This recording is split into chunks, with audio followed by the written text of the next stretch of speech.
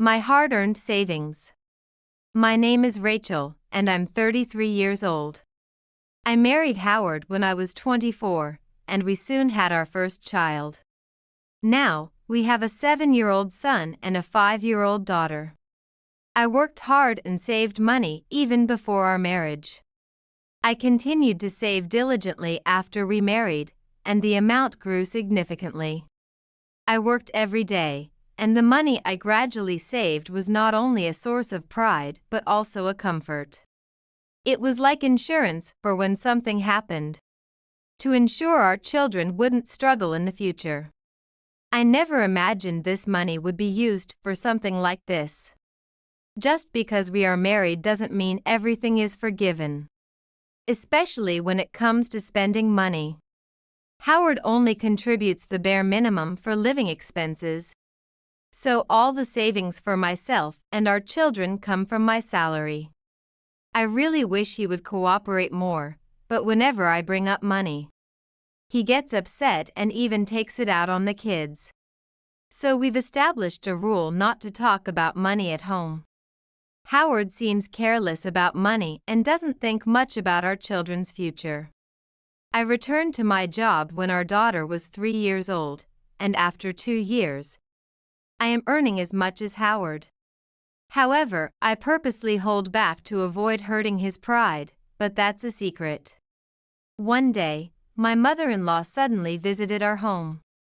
I was working from home, but when I opened the door, she was in tears, clinging to me. "Rachel, please.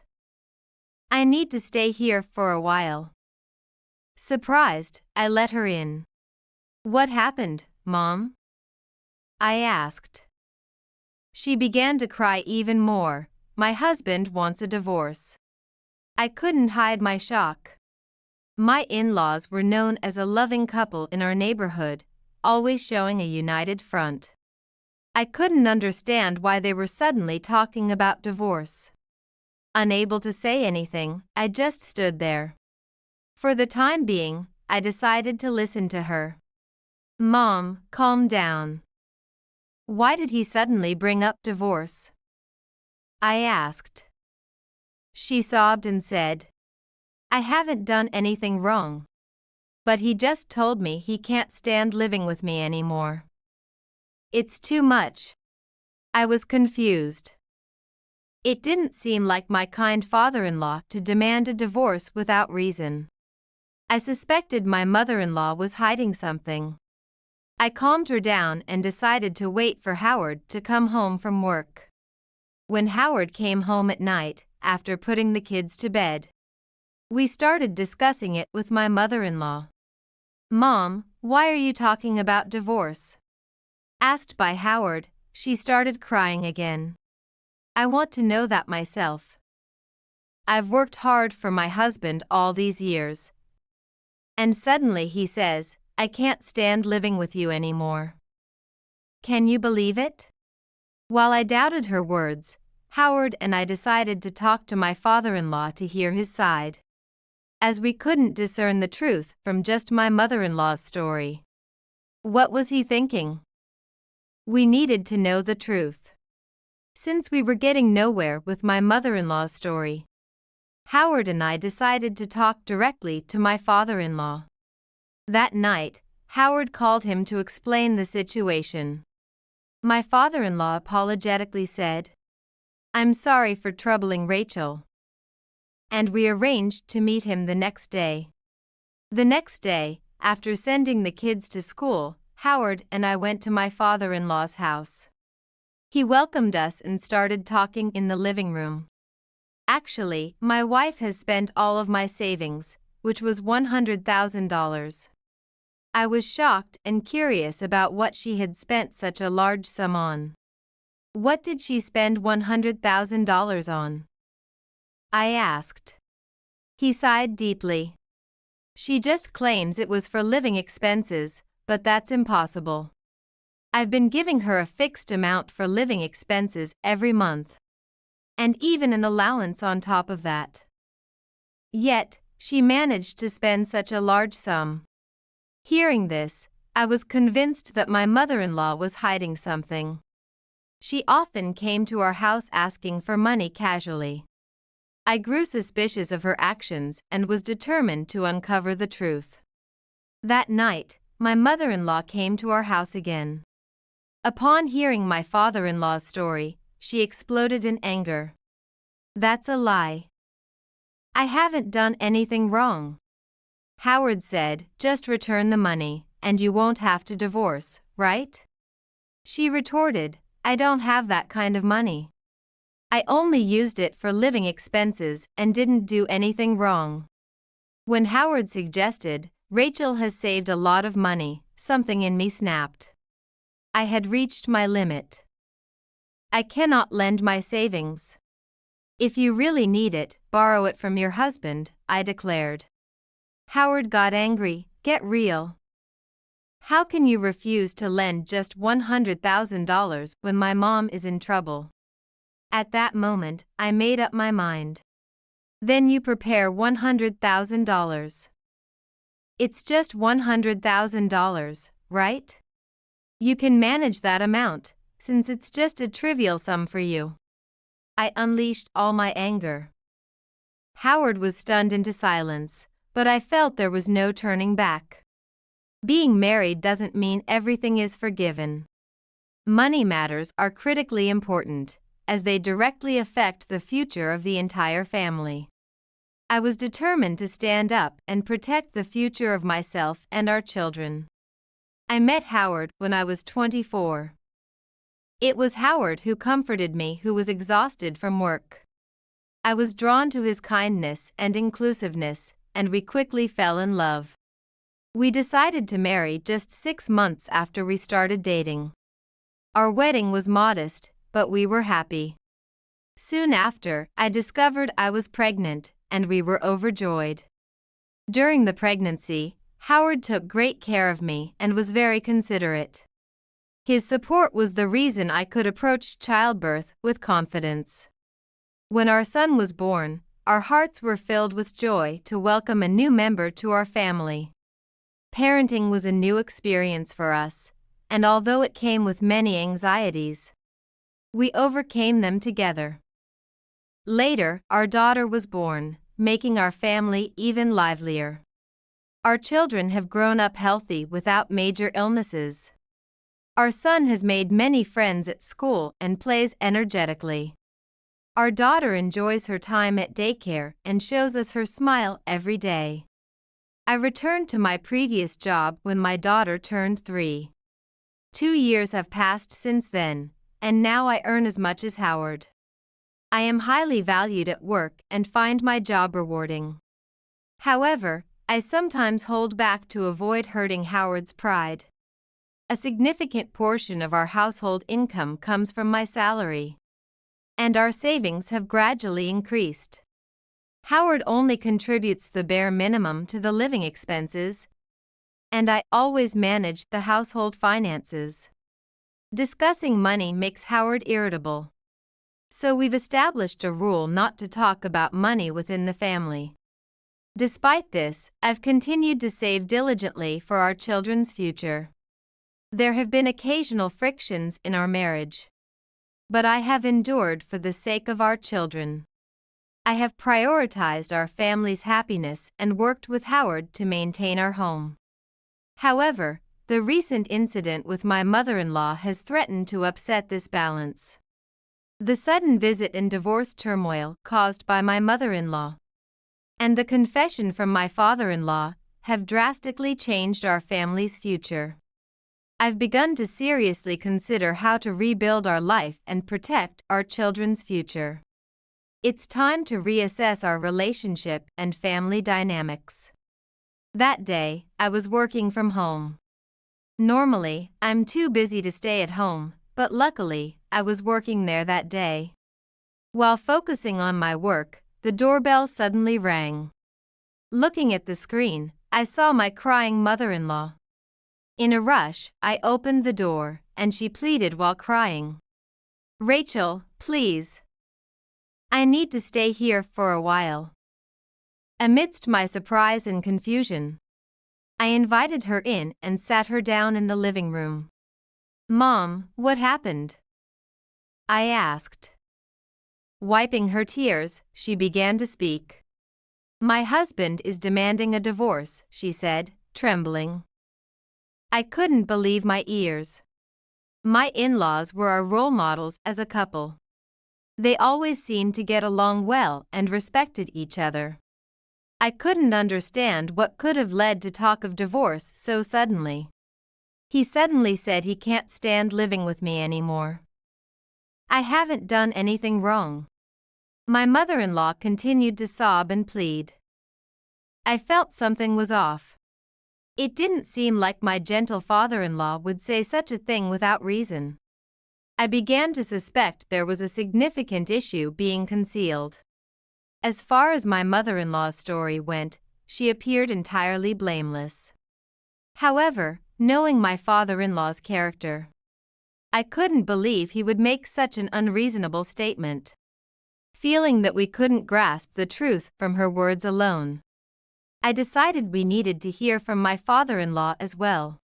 That night, when Howard returned home, I put the kids to bed and then started a conversation with my mother-in-law included.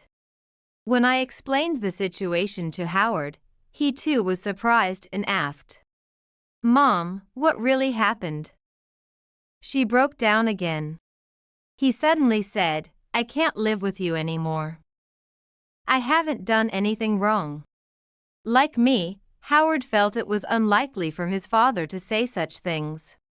We agreed that we needed to speak directly with my father-in-law, and we planned to visit his house the next day. We calmed my mother-in-law and decided to let her rest for the night. The next day, Howard and I visited my father-in-law's house to hear his side of the story. He welcomed us and began speaking in the living room. Actually, my wife has spent all of my savings, which was $100,000. Hearing this, I was both shocked and convinced. What did she spend $100,000 on? I asked. My father-in-law sighed deeply and answered. She claims it was for living expenses, but that's impossible. I've been giving her a fixed amount for living expenses every month, plus an allowance. Yet, she managed to spend such a large sum. Hearing my father-in-law's story, I was convinced that my mother-in-law was hiding something. She often casually asked for money when she came to our house. My suspicions about her actions grew, and I was determined to uncover the truth. That night, my mother-in-law came to our house again. Upon hearing my father-in-law's story, she became furious and shouted, "That's a lie. I haven't done anything wrong." Howard said, "Just return the money, and you won't have to divorce, right?" She countered, "I don't have that kind of money. I only used it for living expenses and didn't do anything wrong. I had reached my limit. I cannot lend my savings. If you really need it, borrow it from your husband," I declared. Howard lost his temper. "Come on.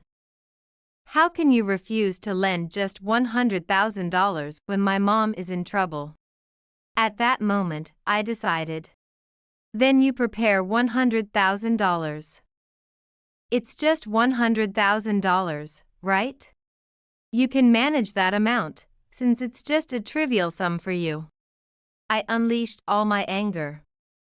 Howard was stunned into silence, but I felt there was no turning back. Being married doesn't mean everything is forgiven. Money issues are critically important, as they directly affect the future of the entire family. I was determined to stand up and protect the future of myself and our children. Howard and I arrived at my father-in-law's house and faced him in the living room. He looked exhausted, as if carrying a heavy burden. With a quiet sigh, he began to speak to us. "Actually, my wife has spent all of my savings, which was $100,000, he confessed in a grave tone. I was shocked by his words and gasped for a moment. It was necessary to find out how such a large sum of money had been spent. What did she spend the $100,000 on? I asked. My father-in-law sighed deeply before answering. She only says it was for living expenses, but that can't be true. I've been giving her a fixed amount for living expenses every month. And even an allowance on top of that. Yet, how she managed to spend such a large sum. His words raised doubts in me. It was clear that my mother-in-law was hiding something. He continued, I can no longer live with her. The trust has completely broken down. His words were tinged with deep disappointment and sadness. After hearing his story, Howard and I decided to return home. We felt that we had to do something about my mother-in-law. When we got back, she was waiting in the living room, her face marked with anxiety. Mom, we heard from Dad. Why did you spend $100,000? I asked directly. My mother-in-law averted her eyes for a moment, sighed, and answered. I only used it for living expenses. There's nothing more to it. Unsatisfied with her response, I pressed further. Is that really all? He said that his trust is completely shattered. There must be a significant reason for that. My mother-in-law was silent for a while, then began to speak with tears in her eyes. Actually, I've been going to a nightclub. It started when a friend invited me, but gradually I got hooked. I was astounded by her confession. I had never imagined that she was visiting nightclubs and spending a fortune. Why would you do such a thing? I was at a loss for words. She continued, I was lonely. My husband was always busy with work and stopped paying attention to me. Before I knew it, I just couldn't stop spending money at the nightclub. I felt a mix of emotions upon hearing her confession. I could understand the loneliness and sense of isolation, but it didn't justify spending $100,000. Her actions had become a serious issue involving the entire family. That night, Howard and I discussed it again. We needed to consider as a family how to resolve my mother-in-law's issue. Howard suggested, for now, let's persuade Mom to pay back the money. But I felt that wasn't enough. I think she needs professional counseling, I suggested. If we don't address the reasons she became dependent on nightclubs, she might repeat the same behavior. Howard agreed with my suggestion, and we decided to persuade my mother-in-law to undergo counseling. The next day, when we spoke to her about it, she initially resisted, but ultimately she accepted. We pledged as a family to cooperate in resolving her issue. Being married does not mean anything is forgiven. It's crucial to trust and support each other. Through this incident, our family bond deepened further. The revelation that my mother-in-law had been frequenting nightclubs and had spent a large sum shocked our family. I could understand my father-in-law's disappointment and my mother-in-law's loneliness. However, we needed to find a solution as a family issue. We took her to counseling to address her issues. Initially resistant, she gradually accepted the counseling. It was necessary to support her as a family to alleviate her feelings of loneliness and anxiety. My father-in-law also began to make efforts to repair their relationship. He reduced his focus on work and started spending more time at home. My mother-in-law also reflected on her actions and worked to rebuild the family bond. Howard and I also worked to support the whole family. To prevent my mother-in-law from becoming dependent on nightclubs again, we regularly accompanied her to counseling sessions, supporting her as a family. My father-in-law also increased communication with her, continuing efforts to deepen their understanding. While her issues wouldn't be resolved overnight, we were making gradual progress by cooperating and supporting each other as a family. Through this experience, we reconfirmed the importance of trusting and supporting each other. Our family bond grew stronger and more resilient through this ordeal. It's important to face issues as a family and work together towards resolution. Being married does not mean anything is forgiven. Only through mutual trust and support can a family truly be strong. While dealing with her issues, a new ally appeared in our family life. It was my sister-in-law, whom I had always found difficult to get along with. From the beginning of my marriage, we had clashed numerous times. And she had a cold attitude toward me because she doted on Howard, her brother. However, the situation changed drastically when my mother-in-law's issues came to light. My sister-in-law visited our home and started talking with a serious expression. "Rachel, I need to talk to you." I listened attentively, albeit a bit nervously, to her words. "Actually, I've also had my doubts about Mom's behavior for a while," she continued. "The days when Mom didn't come home started to increase, and when I asked her about it, she often evaded the question. That's why I was worried there might be a problem." Hearing her words, I felt both surprised and grateful. She had been thinking about what she could do for the family as well. When I found out that Mom had been going to the nightclub, I was honestly shocked. "But that's exactly why I think we need to work together as a family to solve this," she continued. With her cooperation, we were able to work together more effectively on my mother-in-law's issues. She actively participated in supporting my mother-in-law's counseling sessions with my husband and me. Her presence was also a great support to my mother-in-law. Moreover, my sister-in-law opened up to me. She apologized for having been cold to me because she doted on her brother so much. "I've been reflecting on the past. From now on, I want to cooperate more as a family," she told me, and tears welled up in my eyes. As my relationship with her improved, the bond within our family as a whole strengthened. While my mother-in-law's issues were still a work in progress, the support from the entire family allowed us to feel that we were making gradual progress. The unexpected support from my sister-in-law became a great hope for us. Families can sometimes disagree. However, by supporting and cooperating with each other, we gain the strength to overcome difficulties. Improving my relationship with her was a new step for our family. Through this experience, I deeply felt the importance of family and the power of our bonds. While my mother-in-law's issues are not yet completely resolved, I believe that by cooperating and supporting each other as a family, we can definitely overcome them. My sister-in-law's presence brought us new hope. As my mother-in-law's issues began to settle down and the family was slowly regaining peace, I noticed that my husband, Howard, was plotting something new. He was using my mother-in-law's issues as a reason to try to draw more from my savings.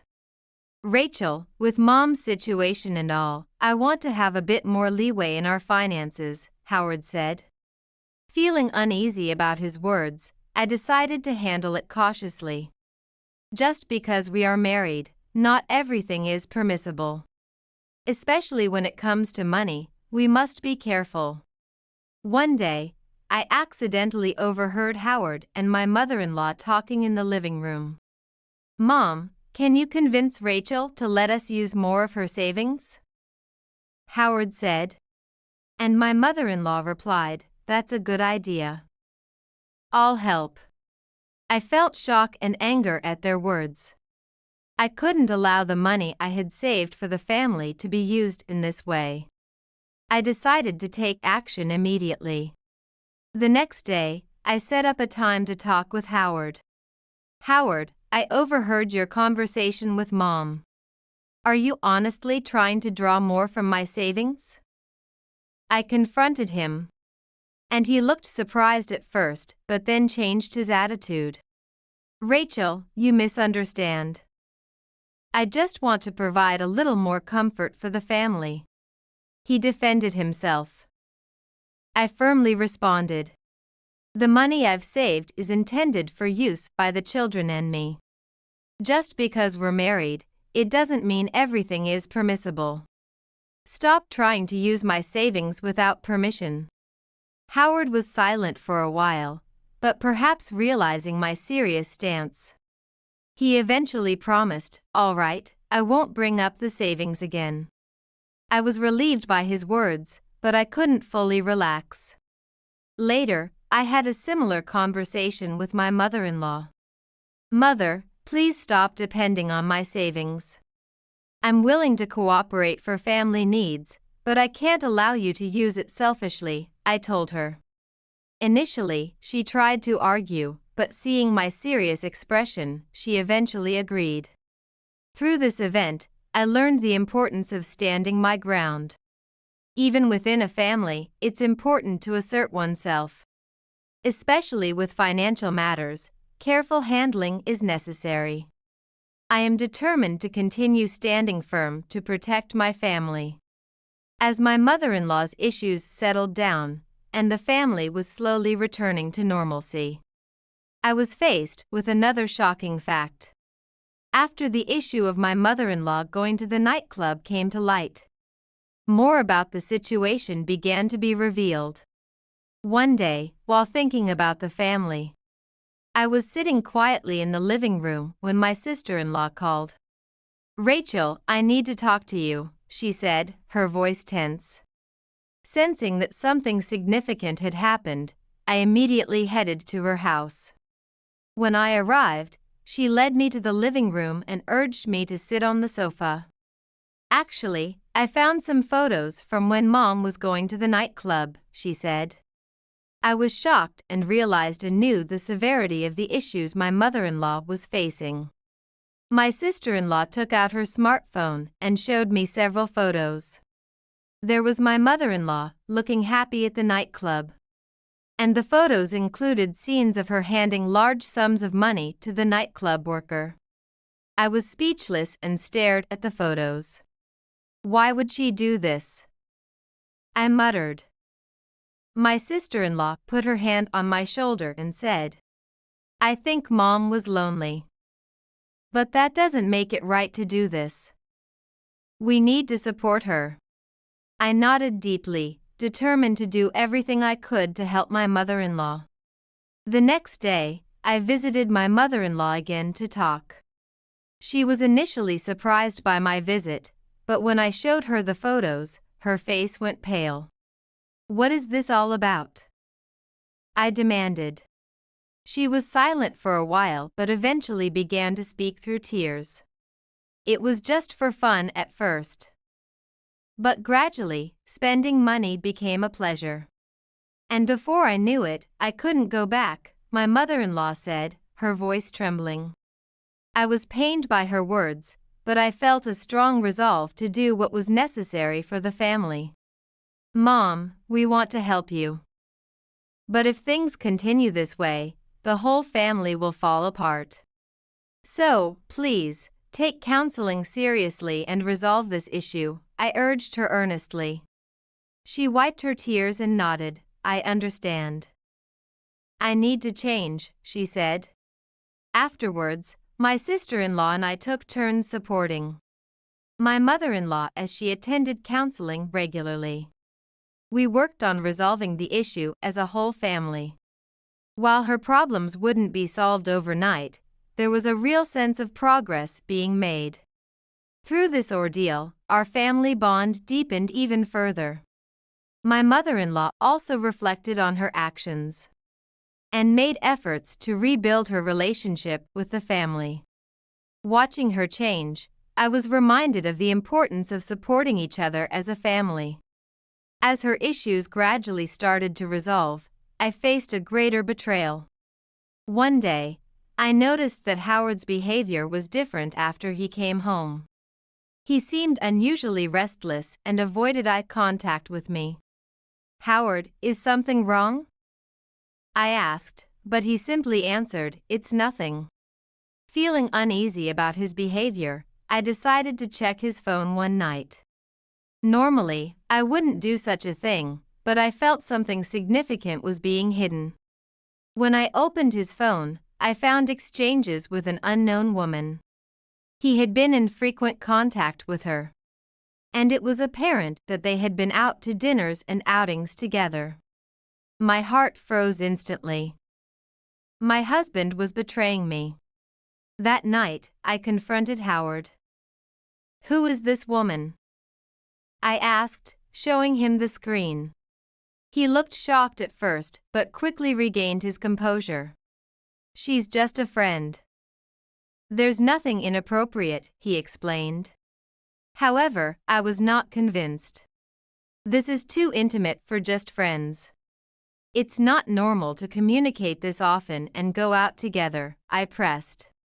Howard was silent for a while but eventually seemed resigned to explain. "Actually, we met through work, and at first, we were just friends. But gradually we became closer." "I'm really sorry," he apologized. Rage and sorrow welled up within me. His betrayal was unbearable. "Why didn't you tell me? We're supposed to trust each other as husband and wife," I demanded through tears. Howard apologized. "I'm really sorry. I promise it won't happen again." But his words didn't reach my heart. Later, I decided to tell my mother-in-law about this fact. She was shocked and deeply saddened. "I'm really sorry that this has happened," she said with tears. Her words offered me some comfort. But my distrust towards Howard didn't disappear. Our family was facing another significant challenge. While my mother-in-law's issues were heading towards resolution, a new problem had arisen with Howard's betrayal.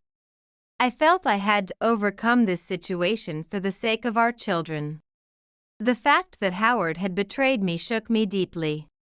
Just as my mother-in-law's issues were beginning to resolve, our family was hit by another difficulty. Howard repeatedly apologized and vowed never to repeat the same mistake. But my trust in him had completely collapsed. That night, I couldn't sleep at all. I kept thinking about the future of our children and my own happiness. Should I stay with Howard, or should I choose a new path? Was it really good for our family to continue this marriage?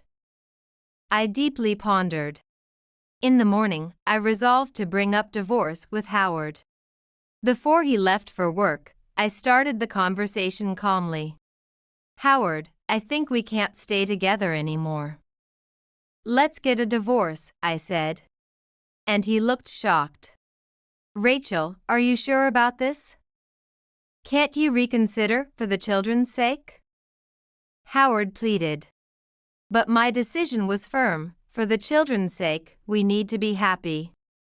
Now that trust is broken, it's impossible to stay together, I asserted firmly.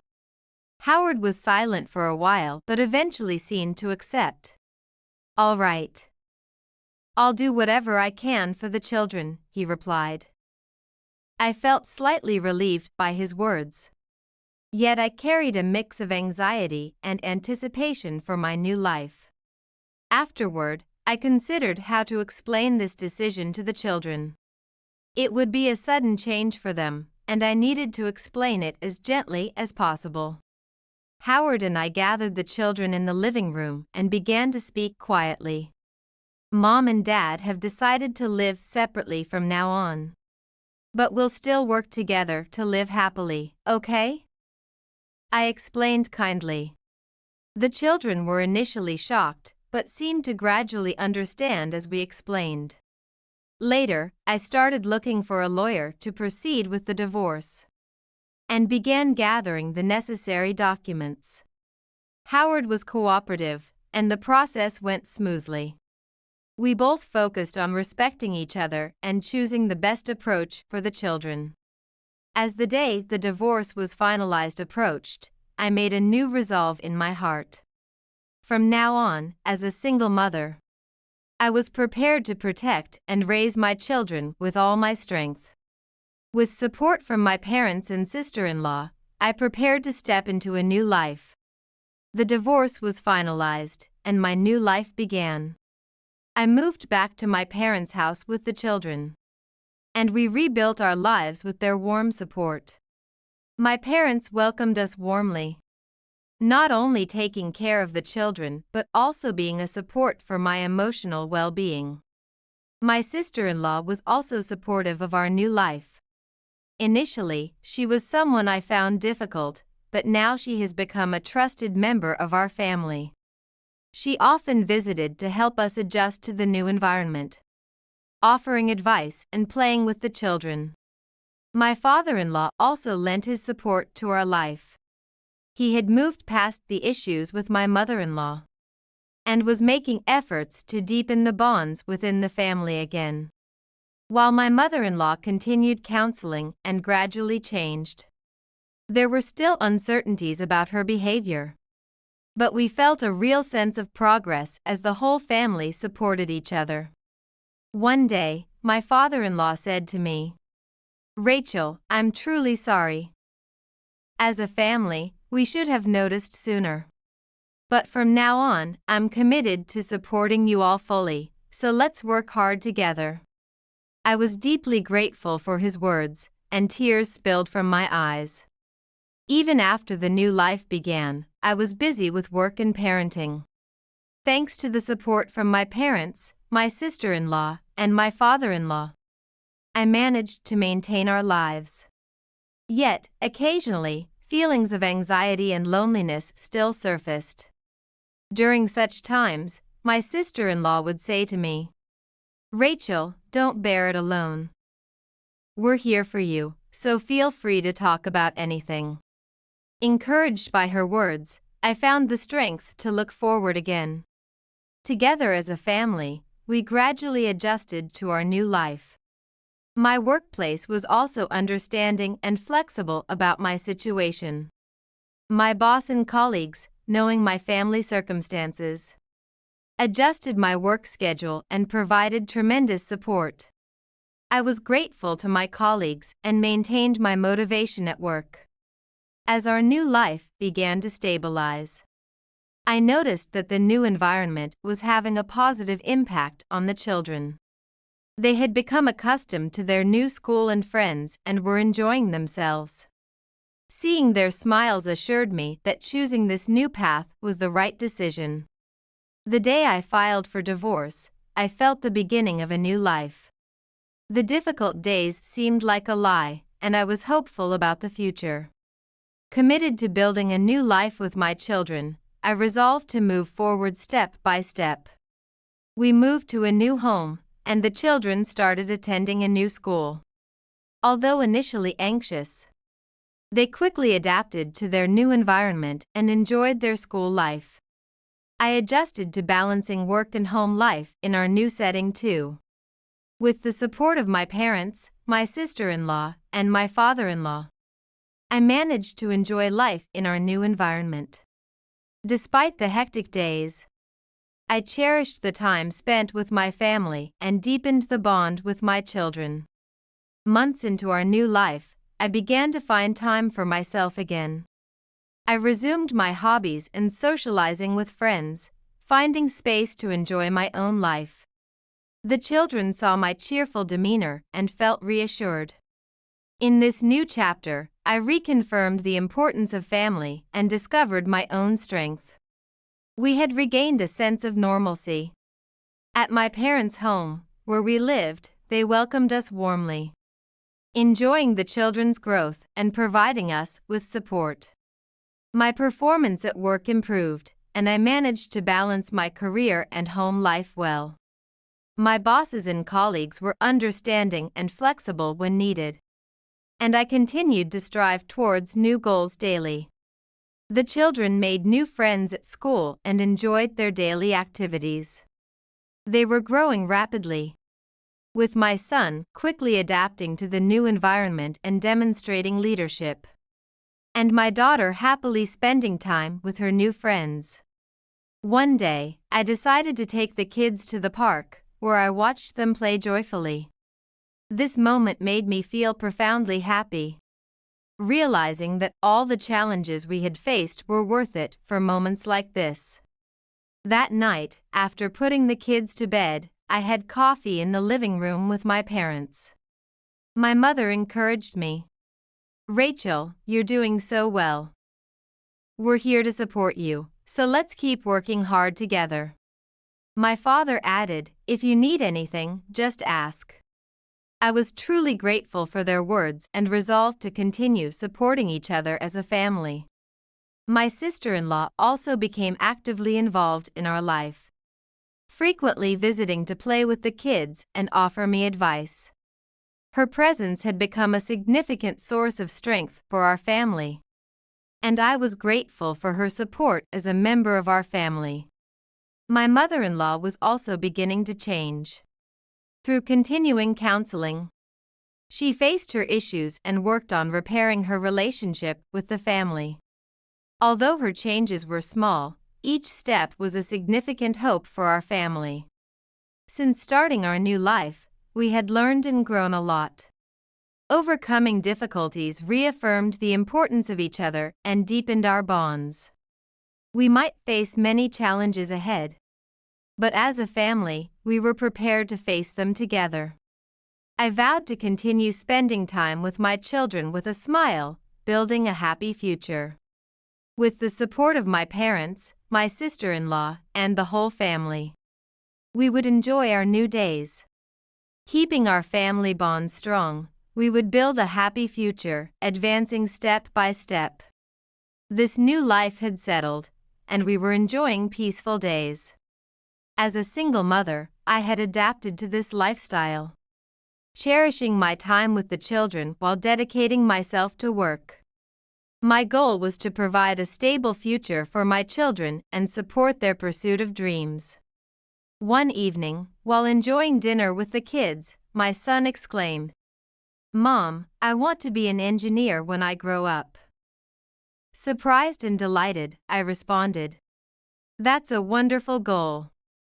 I'll support you." My daughter also energetically shared, "I want to be a florist." Hearing their dreams made me even more hopeful for their future. Supported by my parents and my sister-in-law, I was determined to do everything possible to realize my children's dreams. Providing a safe environment for them to grow and giving them the necessary education and experiences felt like my mission. I also felt it was essential to continue my own growth. I decided to make every effort in acquiring new skills at work to build my career. It was important for me to be a solid role model for my children. Since the new life began, I have learned a lot and grown. Overcoming difficulties allowed me to reassess my strength and the importance of family, enabling me to move forward positively. Although many challenges might await, I trusted in my strength and my family's support to continue progressing step by step. Our family's bond has strengthened, and we were united in moving towards the future. There will be joys and sorrows ahead, but we have the strength to overcome them. I will be committed to spending time with my children with a smile and building a happy future. The conclusion of this story signifies a new beginning. Our family has overcome past difficulties and is moving forward into a new future. Life as a single mother isn't easy, but I vowed to remain strong and positive for my children. We will continue to cherish our family bonds while building a happy future. My mission is supporting my children's dreams and providing a secure environment for their growth. In our new life, our family will live even stronger and happier.